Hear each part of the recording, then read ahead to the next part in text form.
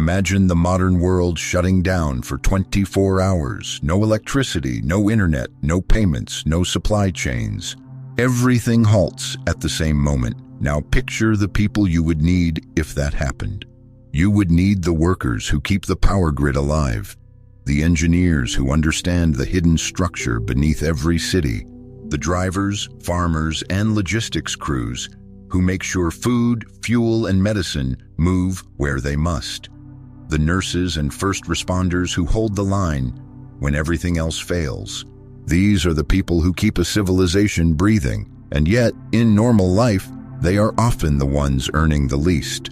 Now look at the other side, the people polishing slide decks, the ones trading financial products they barely understand, the ones writing reports that exist only to justify someone else's decisions. If they vanished for 24 hours, most of society would not feel a thing. And yet, these are the people who often earn the most. So here is the uncomfortable paradox. The people a society cannot survive without usually stand at the bottom. The people it could function without often sit at the top. If the market truly rewarded value, this would be impossible. If money naturally flowed to those who create the most tangible impact, the entire pyramid would flip. But it never does. Something in this system is not what we were taught to believe. Something in how value is priced and how power moves has been hidden in plain sight. And the irony is sharp. The thinker used to defend the modern market, Adam Smith, understood this imbalance long before it became our daily reality.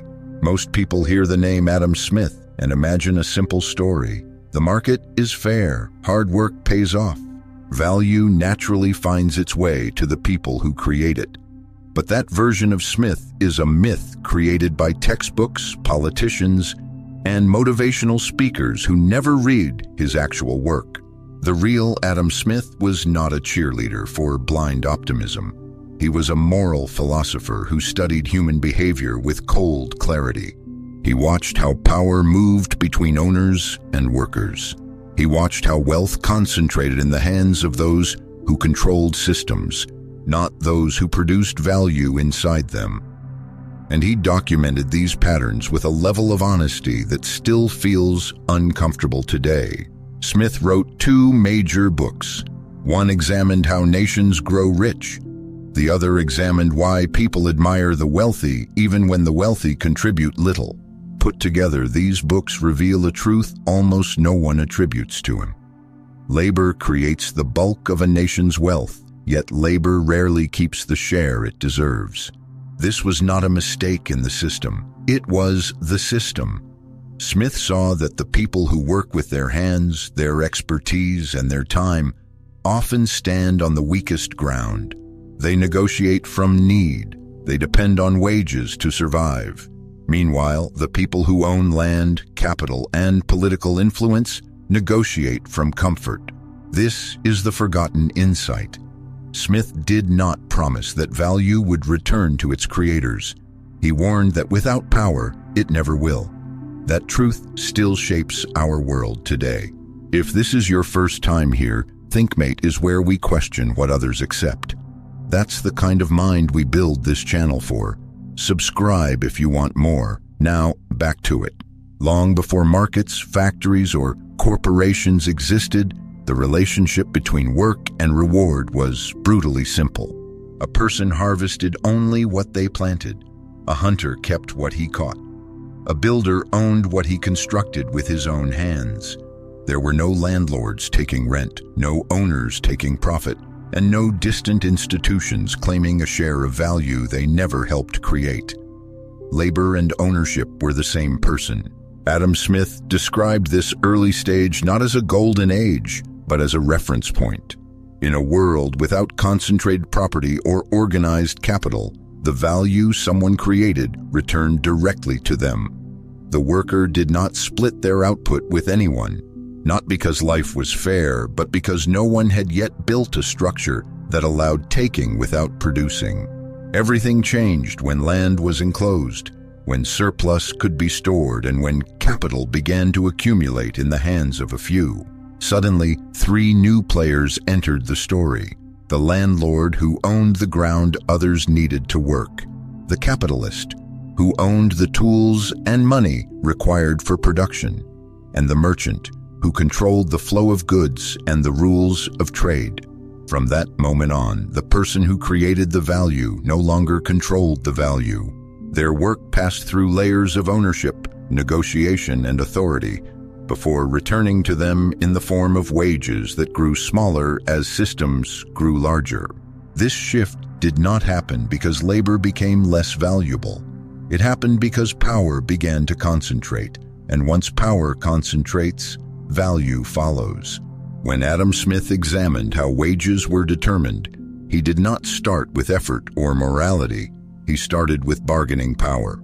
He saw two groups enter every negotiation: those who own the resources and those who must work to survive. And the imbalance between them is built into the structure of the economy itself. Owners are few. They can coordinate easily. They can wait out a negotiation because their daily survival does not depend on tomorrow's paycheck. They have reserves, influence, and the protection of laws shaped over generations by people who looked like them, thought like them, and benefited from the same system. Workers are many. They are scattered, divided by geography, skill, and circumstance. They rarely know each other's struggles. Most cannot afford to stop working for more than a few weeks, sometimes not even a few days. Every missed paycheck has consequences. Bills pile up, rent is due, children need food, life keeps moving even when income does not. Smith warned that this difference changes everything at the bargaining table. The side that can walk away holds the advantage. The side that must agree to survive absorbs the loss. For the worker, wages are not a reflection of value created. They are a reflection of how long they can endure pressure. This is why people who create essential value are underpaid. Their importance does not translate into leverage. The grid operator, the nurse, the builder, the mechanic, the coder keeping a system alive at 3 a.m, all of them stand in the weaker position because they cannot afford to wait. Polanyi later showed how this weakness deepened once labor was treated as a commodity, a cost line to be minimized rather than a human life. But Smith saw the pattern first. When need faces power, power wins, even when value comes from the other side. The division of labor is often celebrated as the engine that made the modern world possible. Adam Smith used the example of a small pin factory to show how breaking work into tiny steps could multiply productivity far beyond what any single worker could achieve alone. 10 people performing specialized tasks could create thousands of pins a day instead of a few dozen. It was a revolution in efficiency, and it still defines how industries operate today. But Smith also saw the hidden cost. The worker who performs the same narrow task for years loses sight of the larger system his work supports. His skills shrink to fit a single motion. His understanding contracts until he knows everything about one operation and almost nothing about the world around it. This makes him easier to replace, easier to control, and easier to undervalue. The more specialized the task becomes, the more invisible the worker becomes. The engineer handling one small module of a massive codebase, the warehouse employee scanning packages on a 12-hour shift, the line operator repeating the same motion thousands of times. Each is crucial to the system, yet none can point to a final product and say, "I made this." Ownership disappears, and with it, bargaining power. Productivity rises, wages do not. The benefits of specialization flow upward to those who own the entire structure, not to the people performing the pieces inside it. As long as workers remain isolated fragments of a larger machine, they create immense value without gaining the leverage that value should provide. Smith understood this contradiction clearly. The division of labor lifts nations but weakens individuals. It builds vast systems while shrinking the power of the people who keep those systems alive. And unless workers gain new forms of leverage, this imbalance only grows with every leap in productivity. The more Smith studied markets, the more he realized something few people admit today. The rules that shape an economy are never written by the people who do the work. They are written by the people who benefit from the work of others. Smith warned that a certain class of merchants and manufacturers held influence far beyond their numbers. Their interests, he wrote, were always aligned with profit, rarely with the public, and often with the quiet desire to tilt the system in their favor. These groups did not need to conquer anyone. They simply needed to shape laws, taxes, trade restrictions, and licensing rules in ways that protected their advantage. A small change in policy could shift entire markets toward them while keeping workers locked in place. Smith pointed to his own country as an example. Much of England's commercial system was designed not to help citizens, but to guard the power of specific trading companies that dominated entire regions. Polanyi expanded this insight centuries later. He argued that modern markets did not evolve naturally. They were constructed piece by piece through legislation, political pressure, and institutional force. Labor, land, and money were turned into commodities by law, not by nature. And once human life became an input to be priced, the people controlling the rules gained more power than the people doing the work. This is the part most workers never see. The system they are told to trust was not built with them in mind. It was built around the needs of owners, investors, and intermediaries who could influence policy long before a worker even stepped into the negotiation. And this is why effort alone never closes the gap. You cannot outperform a rulebook written without you. You cannot win a game designed by people who do not share your incentives. The workers who keep the world running are playing inside a framework built by those who profit from it. And until that power imbalance shifts, value will always rise upward away from the hands that created it. From childhood, most of us are taught a simple story about work and reward. Work hard, be reliable, create real value, and the world will eventually pay you what you deserve. It is a comforting idea. It is also one of the most dangerous illusions in modern life. Adam Smith never promised that effort leads to reward. He never wrote that markets automatically send value back to the hands that created it. He said that self-interest can benefit society only when competition is fair and power is balanced. Remove those conditions, and the system stops rewarding value and starts rewarding leverage. Yet millions of workers still cling to the belief that the market is naturally just. Economists call it the just world fallacy, the idea that people get what they earn, that outcomes always reflect merit, that the world corrects itself automatically. But in real economies, none of this is true. Compensation reflects bargaining power, structure, and ownership, far more than talent, effort, or contribution. This illusion is not harmless. It keeps workers obedient. It keeps them quiet. When wages stagnate, they assume the problem is their skill, not the architecture of the system. When someone creating real value is underpaid, they blame themselves instead of questioning why those who produce little often earn more. Behavioral research shows what happens next. When effort repeatedly fails to produce fair reward, people experience stress, burnout, and a collapse in motivation. They internalize the idea that they are failing, even when the system is designed to prevent them from succeeding. And this is exactly why the illusion persists.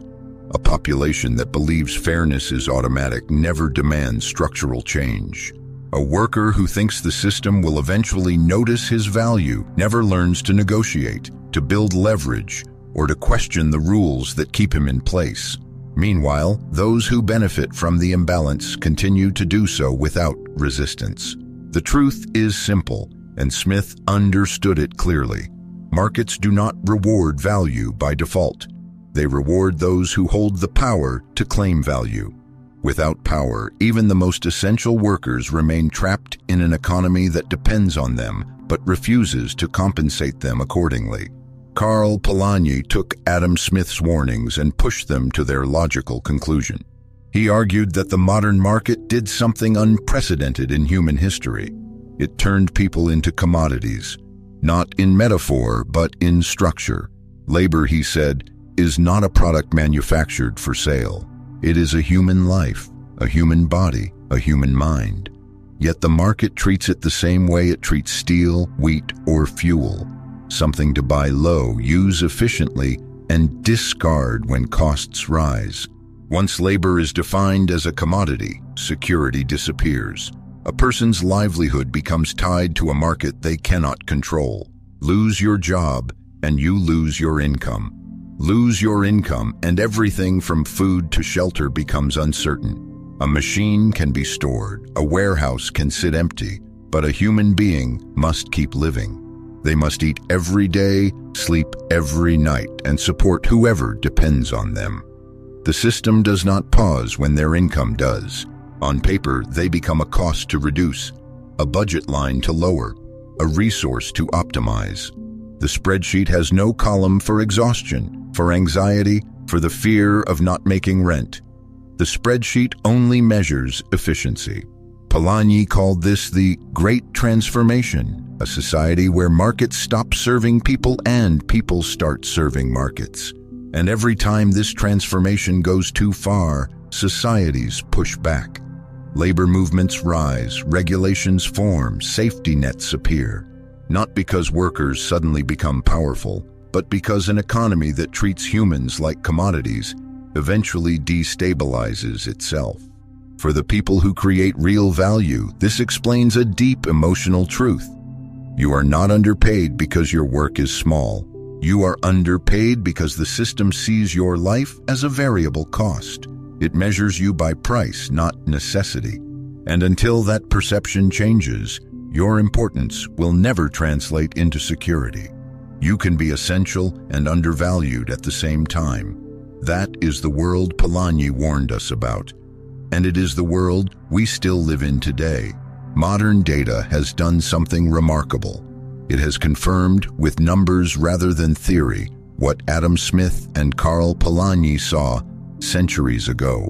The people who create the backbone of an economy are not the ones capturing the gains.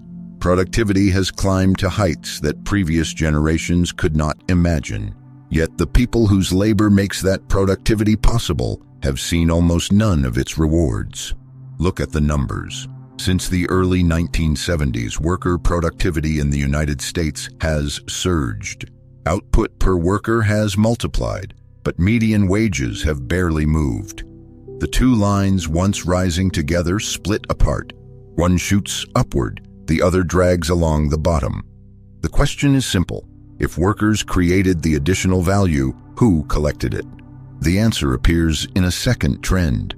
The labor share of national income has fallen, while the capital share has risen. More of the economic pie now flows to the owners of assets, rather than the people operating the systems that keep nations functioning. The structure rewards proximity to capital, not contribution to society. The third trend is even harder to ignore. In 1965, the typical chief executive in a major American company earned around 20 times the wage of an average worker. Today, that ratio is closer to 300. It is not because the modern chief executive creates 300 times more value. It is because the system surrounding him funnels 300 times more leverage into his hands. David Graeber pointed out a related contradiction. Many high-paying roles, especially in finance and corporate administration, produce little that is essential. Even the people doing those jobs quietly admit that if they vanished tomorrow, the world would continue without disruption. Yet this layer of symbolic work earns far more than the nurses who stabilize emergencies, the transportation workers who move the world, or the technicians who prevent entire grids from collapsing. These data points converge on one truth. The modern economy does not reward value.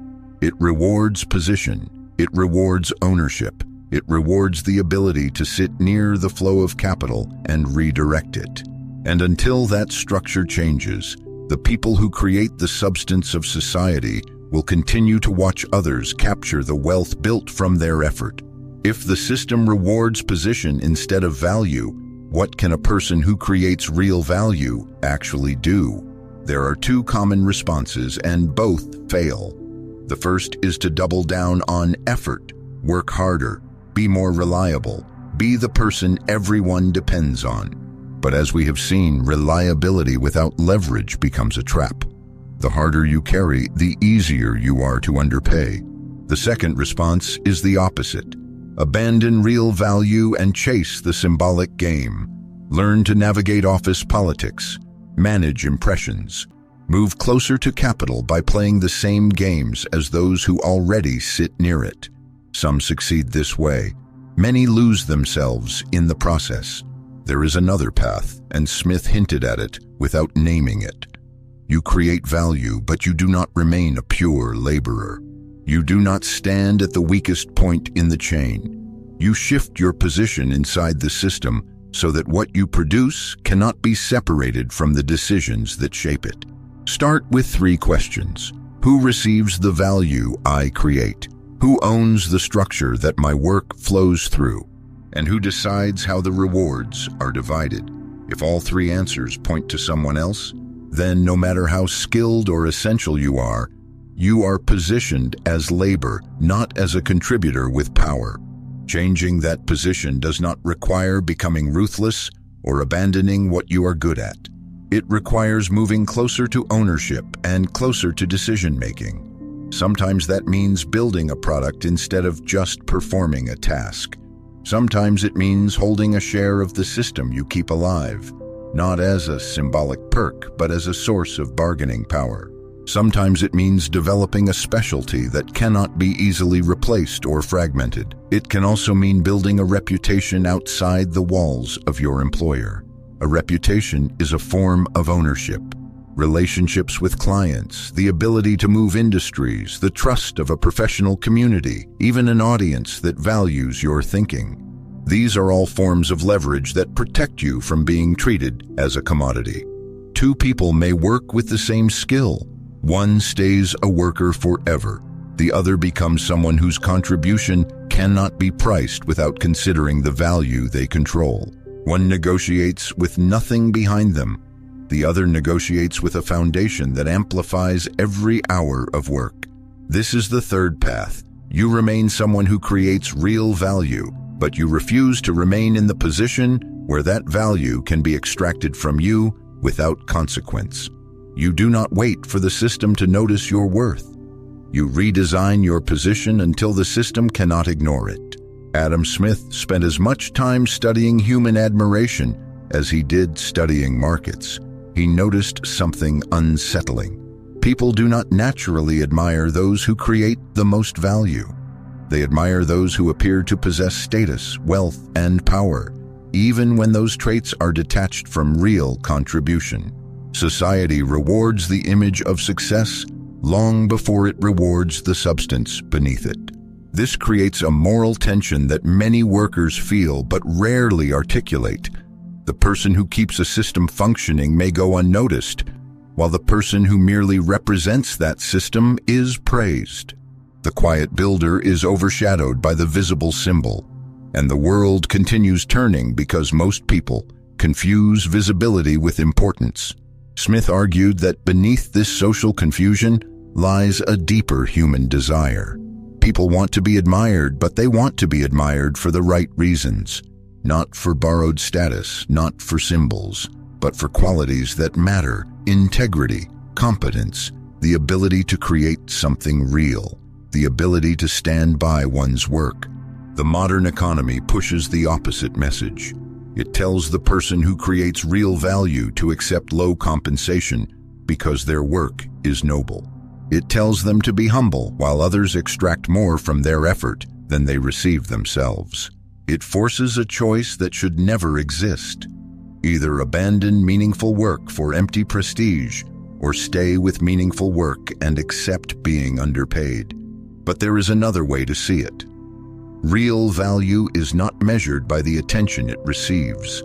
It is measured by the stability it creates, by the lives it supports, and by the systems it keeps from collapsing. And a person who creates that kind of value has the right to shape their standing in the world, not surrender it. Smith's insight is simple. Creating value is honorable, but honoring yourself requires refusing to let others decide what that value is worth.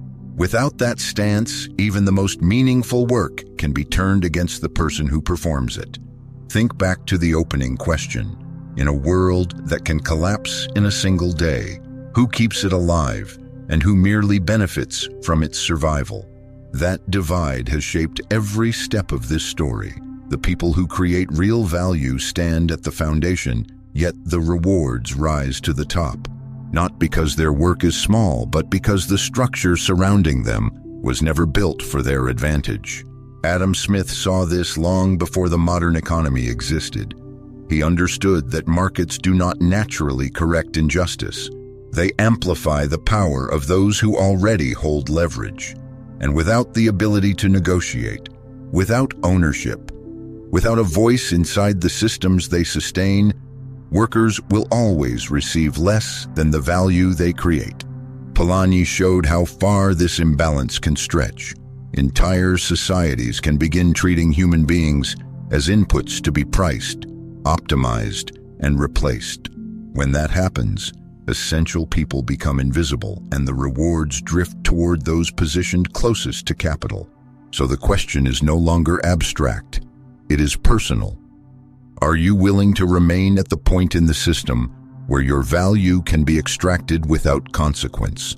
Or will you shift your position until the work you do cannot be separated from the power to define what it is worth? This video is not meant to comfort you. It is meant to change the way you see the world. Because once you see the structure clearly, you cannot return to the old belief that effort alone will set you free. If this made you see the world a little clearer, stay, think deeper. This is ThinkMate.